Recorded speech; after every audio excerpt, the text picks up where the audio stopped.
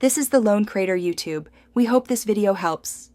You begin by opening the Materials panel and selecting the geometry you intend to change. Once you have objects selected, create a new material, Basic or PBR, in the panel and give it a clear name.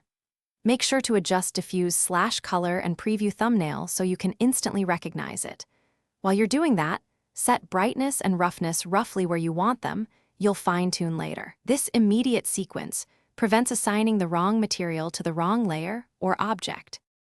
Once the material exists, right-click it and choose Assign to Objects. That's the definitive action that changes appearance in the viewport and renders. You'll want to confirm binding. In Properties Material, pick whether the object uses its own material or the layer material, because Rhino respects that hierarchy. Next, edit channels like color, roughness, opacity, and add texture maps. These controls affect both viewport preview and final render. Make incremental tweaks and preview, often so you don't over-adjust. Finalize by rendering a quick preview to verify how the material behaves under scene lights and environment maps. This reveals issues invisible in shaded view.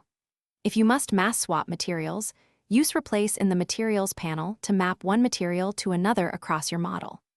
If results look incorrect, first check whether objects are using layer materials instead of object materials, and ensure no material overrides exist on the render plugin. That single check fixes most unexpected appearance problems quickly. Thanks for watching. Consider subscribing if we helped you.